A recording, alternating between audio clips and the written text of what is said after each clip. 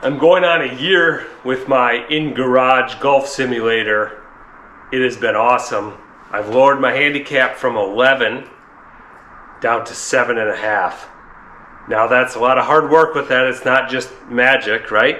But this has been a big component in improving my ball striking and getting that handicap down.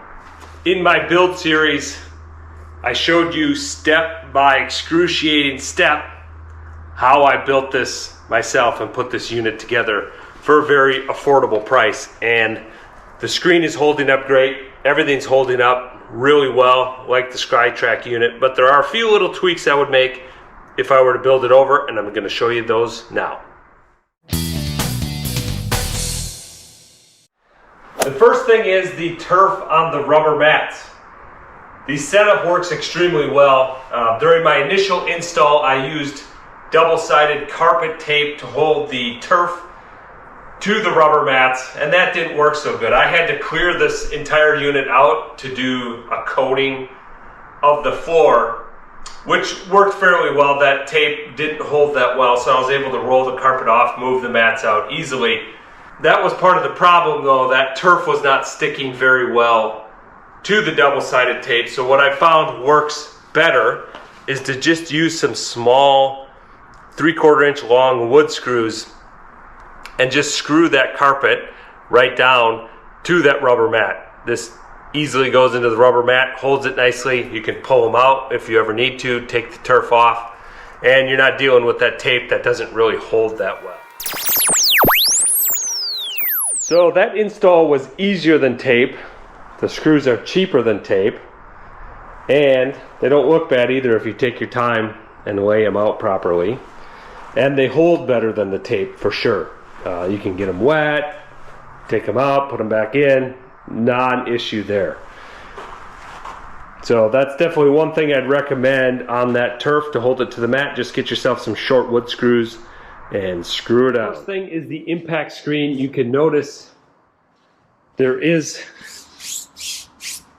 some noticeable impact kind of wrinkling there. But that goes away if you roll it up or smooth it out by your hand. That's kind of where the last ball hit.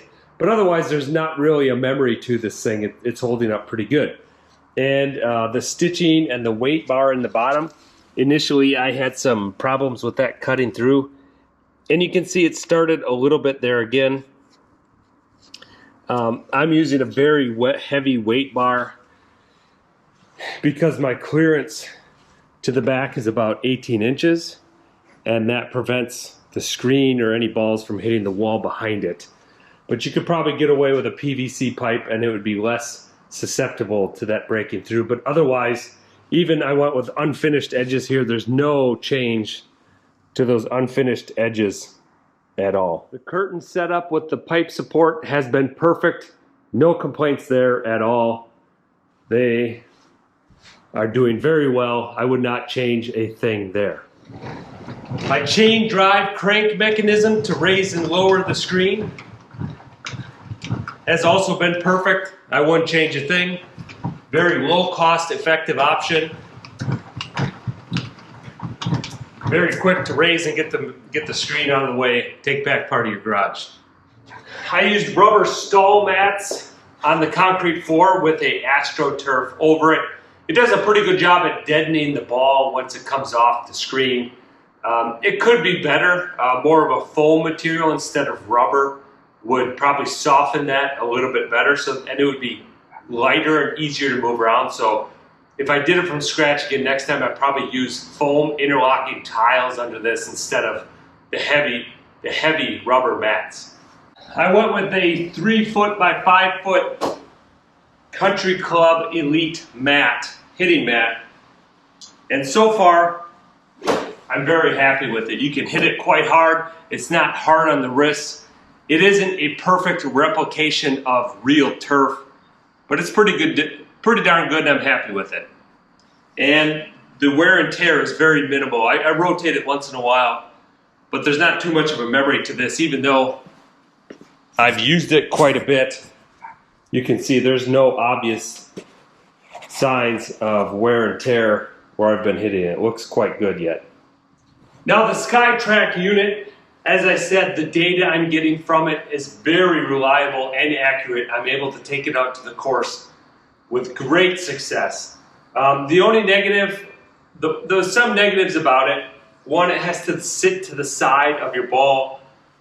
So you're hitting here, it projects the laser where you put the ball. And so the hitting area you're restricted to is pretty tight.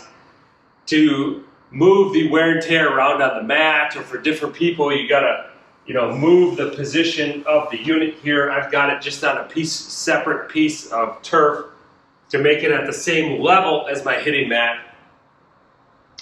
And then depending on if you're hitting driver and you want it up in your stance versus an iron and you want it more in the middle, you kind of got to jockey things around.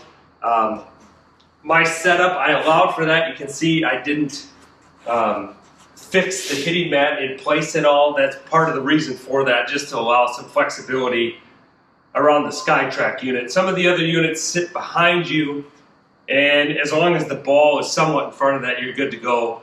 That would be nice. But anyway, just one of the things you need to think about if you're going to go with the SkyTrak unit.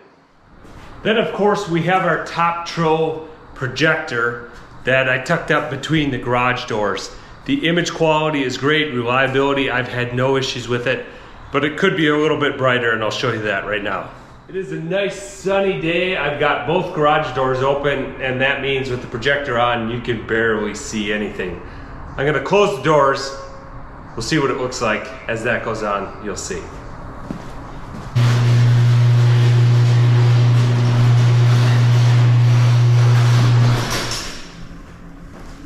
Like magic, now we've got our screen. It's not pitch black in here, it's still relatively light. During winter times where I've got the garage heat on and close the doors, it's a non-issue because it's just not that much light getting in. It would be nice in summer to be able to have the doors open and see better. You still can see enough to see the results of your shot, but it isn't a pleasant experience, I would say. So, definitely a higher brightness rating projector will give you a better, brighter image. It's not enough of an inconvenience for me to spend more money on a projector. I'm definitely not going to replace this one, so I'm going to choose just to live with it. But if that's something important to you, you might want to rethink your decision on the projector.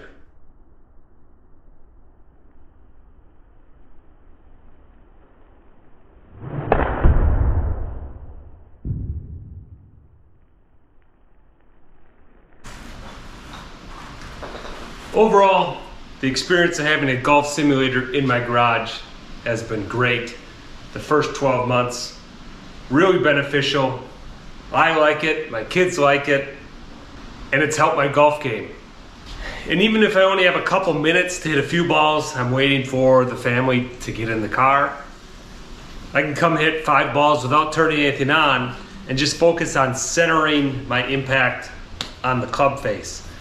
Even that's helped my game just